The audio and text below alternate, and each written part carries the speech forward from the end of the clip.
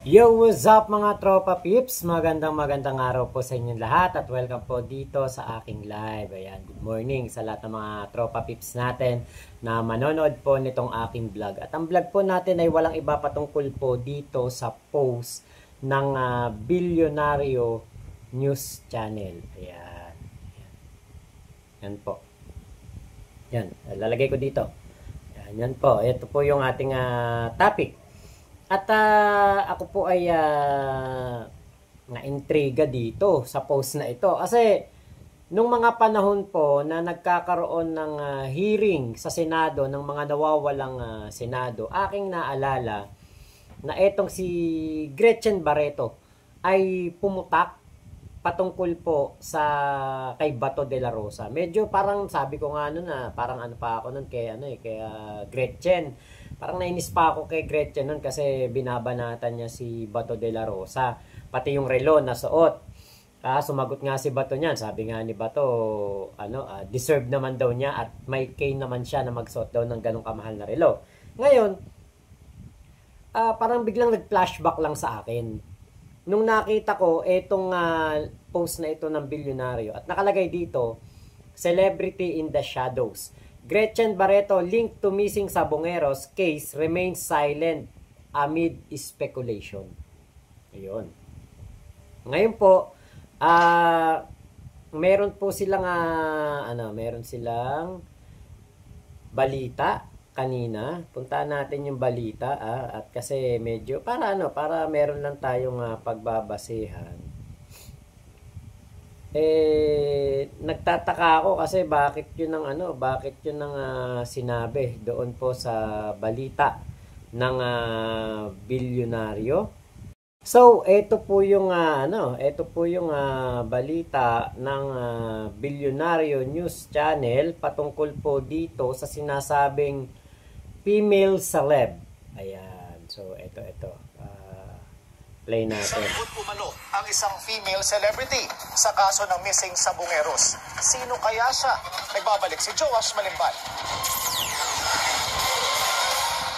Usap-usapan ngayon sa social media kung sino ang umano'y alpha female celebrity na sangkot sa pagmamastermind ng missing Sabongeros. Matapos ang pinakahuling revelasyon ni alias Totoy, ang whistleblower na isa sa 6 na security guard ng Manila Arena na nakasuhan noong 2023.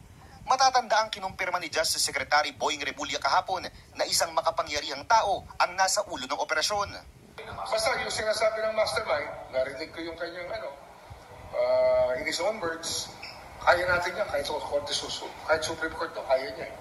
Sinasabi niya, kaya nga kausapin natin ng Chief Justice Topolino. Kaya ang ilang netizens, tila ibinabalik ang koneksyon ng mga kaso kay Bilyonaryo Atong Ang. Matatanda ang unang nadawit ang pangalan ni Ang sa kaso noong 2022. Inimbitahan si Ang sa Senate inquiry ng missing Sabongeros matapos madiskubre ng mga otoridad na 6 sa 8 major cases ng nawawalang Sabongero nangyari sa mga arena na nasa ilalim ng Lucky 8 Star Quest, isang kumpanyang pagmamay-ari ni Ang. Mariing itinanggi ni Ang mga akusasyon at sinabing may conspiracy na nagaganap laban sa kanya. Kasabay ng pinakahuling revelasyon ni alias Totoy, muling lumutang ang 2022 video ni Gretchen Barreto. Binabatikos niya rito si Senator Bato de la Rosa matapos ang patuloy na pagka-question kay Ang noong isinasagawa ang isang Senate inquiry. Ang mahal ng relo ni Bato, saan kaya nanggaling yan? My God, Senator has that watch. Oh my gosh. How did Bato ever become a senator? Tignan mo yung line of questioning niya. Kailangan talaga lawyer ang mga nakaupo. Wala mang naging public confirmation, matatanda ang ilang beses nang naling si Ang at si Barreto dahil maraming beses silang nakikitang magkasama sa publiko. Sinubukan ng Bilyonaryo News Channel na kunin ang panig ni Ang at Barreto pero wala pa itong sagot sa ngayon. Para sa agenda, Joash Malimbal, Bilyonaryo News Channel. So, yan po yung balita ng Bilyonaryo.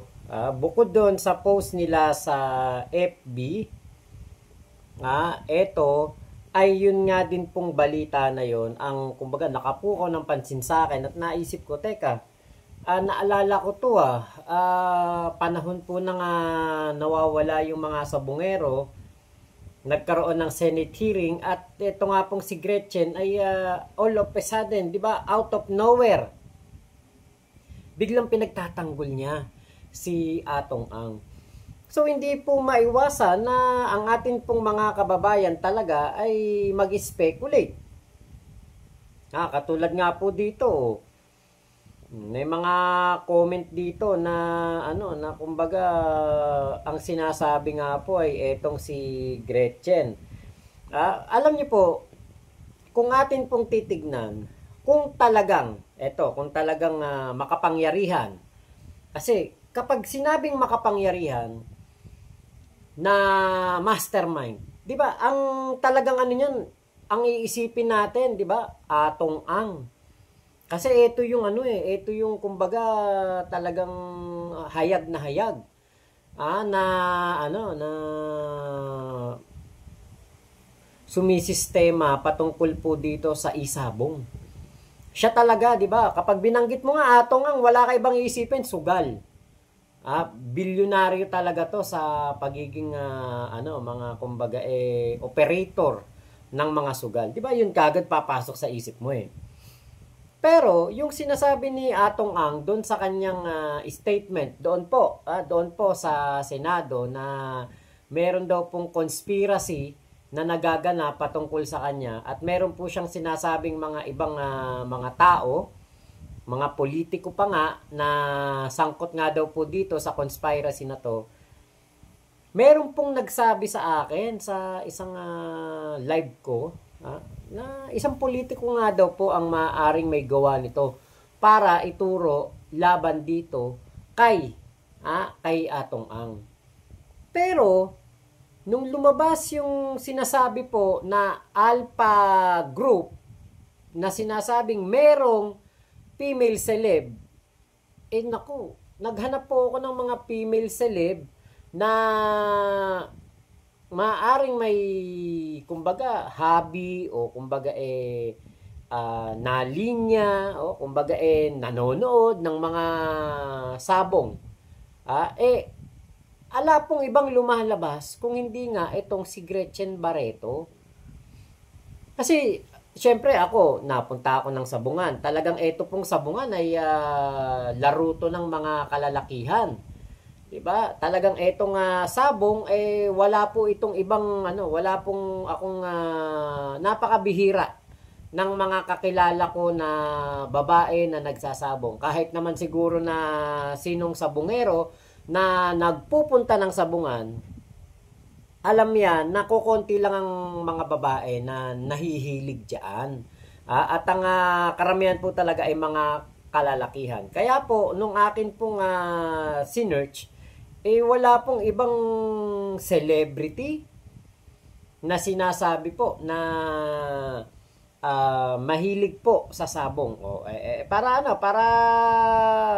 pakita ko sa inyo, eto. Okay, celebrity. Natin, hanapin natin sa Google. Celebrity.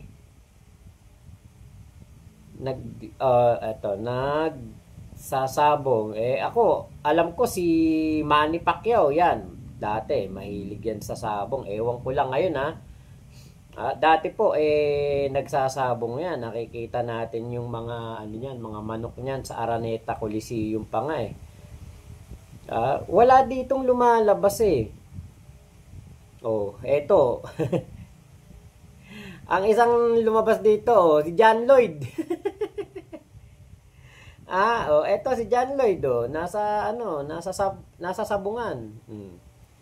Di ba lalaki? Babae, wala. Babae, hindi natin sure kung kung ito ay kumbaga may mga alam niyo na yon, yung nai-involve sa mga sabong-sabong, mga babae na sabongera, ganun. Hindi, sabongera talaga yan, di ba? So, doon ako parang nagkaroon ng confusion. Kung totoo po na merong conspiracy na kumbaga, mga nagtutulong-tulong na mga tao para madiin si Atong Ang. Sino ngayon itong celebrity na babae? Kasi nga po, talagang kapag hinanap mo kung sino itong mga nalilink sa sabong na isang celebrity, walang iba nga po kung hindi etong si Gretchen Barreto ang lalabas sa FB. At nakita nga natin na tinuturuan siya, parang gano'n, tinuturuan siya sa kung paano magbitaw, kung paano humawak ng manok panabong. Siguro, kasi, di ba, syempre, kita nyo naman si Gretchen, no? Naka-Prada yan, di ba? Prada ang suot niyan, talagang mayamang mayaman, social na social. Tapos, di ba, malalaman natin na siya po ay nagsasabong. Parang hindi bagay, di ba? Yun ang ano natin, parang hindi bagay eh. Nung dating kasikatan ni Gretchen sa mga pelikula nito, syempre, alam natin ang mga Barreto sisters, talagang ang gaganda niyan, di ba? Hanggang ngayon, may mga Barreto sa showbiz na talagang mga magagandang kababaihan, di ba? Tapos merong isang Gretchen na nahilig sa sabong. Parang napaka hindi lang usual na ano yan, na hindi usual na hobby o game para sa mga kababaihan. Siguro kung mahjong, tong eats, di ba, ganyan pa. Baka okay pa, pero pag sabong talaga, medyo hindi tayo konforme sa kababaihan na nagsasabong. Kumbaga, hindi lang tayo makapaniwala. Kaya po, itong issue na ito, na naglalabasan na mga konklusyon, naglalabasan na po ang mga balita. Actually, doon ko napanood to sa GMA, itong si alias Totoy, dahil doon ito nagre-reveal ng kanyang mga nalalaman. Wala sa isip ko hindi ko nga, wala nga, kumbaga parang, hindi ko naisip si Gretchen eh. Nung nakita ko lang yung post ng bilyonaryo sa FB at napanood ko yung balita ng bilyonaryo, yung clip na yon, sabi ko, oo nga pala si Gretchen. Pinagtanggol nito si Atong Ang noong 2018, 2019, hindi ko sure kung kailan na Senate hearing, at kinwestiyon pa yung relo na suot ni Bato de la Rosa. Narinig nyo naman doon sa sa pinlay din ng bilyonaryo na balita. Tinatanong pa paano nagkaroon ng ganyang relo, paano naging politiko daw o naging senador, di ba? Ngayon po, may kailangang hukayin ng mas malalim pa sa Bulkang Taal. Ang DOJ, NBI, PNP, dito po sa patungkol sa atin pong sinusubaybayan na kaso ng mga nawawalang sabongero, dahil nga po ang ilan po dito yung mga taga Bulacan, tayo Bulakenyo, parang lang ako na, teka, sundan ko to, tignan ko kung ano yung mga nangyayari na. Dito po, kailangan na meron talagang itong si Totoy, si alias Totoy, dapat bukod sa maprotektahan, dapat po hindi po ito katulad ng witness na nakuha ni Senator Risa Hontiveros na after po ng ilang panahon ay bumabaliktad. Dapat hindi po ito ganun. Dapat ito pong witness na ito ay talagang bukod sa credible at totoo mga sinasabi, ito po dapat ay meron ng yung kumbaga full force na ba isiwalat na lahat ng kanyang mga nalalaman patungkol po dito sa mga nawawalang sabongero, dahil nga po ang atin pong mga kababayan na biktima po nito. Actually, ang problema po dito yung isabong talaga, yung ginawa ni Digong na inano niya to. Ginawa niyan legal to. At bukod sa marami po tayong mga kababayan na nagumon dito sa laro na ito, yung iba nga po nakakagawa pa ng krimen. Meron diyan mag-asawa, nako nakita ko binebenta yung kanilang naging ano ba tawag doon? Hindi natin pwedeng sabihin yung yung word binebenta yung kanilang naging supling. Kaya kumbaga parang alam nyo po, kung hindi ito ginawa ni Digong, etong pagpapaligal ng isabong, walang mawawalang sabongero. Kasi po, ako'y naniniwala, money is the root of all evil. Ngayon po, ang mga tao po, kapag alam niyo naman, may mga involved na pera, talagang marami po diyan gagawa ng kademonyuhan. Gagawa po ng kasalanan, yung iba magnanakaw, yung iba mandaraya. Diba? So, ang mangyayari, Nagugumo na sila doon sa sugal na yon, tapos nakakagawa pa sila ng kasalanan na naging resulta nitong kanilang mga pagkawala. Kung hindi ito sinaligal ni Digong, wala sanang problema to. Kaya lang nga po si Digong, kung titignan ng mga DDS, parang bayani sa kanila, pero hindi nila alam. Napakalaking problema po ang ginawa nito at napakalaking pong perwisyo sa buhay ng mga Pilipino ang ginawa nito. Lalong-lalo na po sa mga kababayan natin na struggle. Nag-struggle noong panahon ng pandemya. Sa halip na, kumbaga, wakasan ang mga ganitong kademonyuhan, abay sinaligal pa. Diba? Kaya sana po mas laliman pa ng ating DOJ, NBI at ng ating PNP ang pag-iimbestiga dito dahil po ito po ay isang malaking issue na ang mga pinerwisyo po na buhay hanggang ngayon po ay hindi po matahimik at humahana pa rin po ng hustisya magpasa hanggang ngayon. Kaya sana po talaga maibigay ang hustisya sa ating mga kababayan na hindi na ibigay ni Digong noong siya ang presidente. So, kung ito pong si Gretchen Barreto, ang tinutukoy ni alias Totoy, nakakalungkot lang po. Kasi nga po, syempre, si Gretchen Barreto ay isang sikat na artista, galing sa pamilya na maayos, di ba? Mga Barreto sisters. Ngayon, kung siya po yung ma-involve dito, nako, nakakalungkot lang po kasi idol din to ng nanay ko, si Gretchen Barreto. So, yun lamang po. Maraming salamat sa pagsama nyo dito sa aking vlog nito. Ingat po kayo. Nasa mang panig kayo ng mundo. Momo chup chup. Love you, love you. God bless us all, Pilipinas. God first. Salamat po.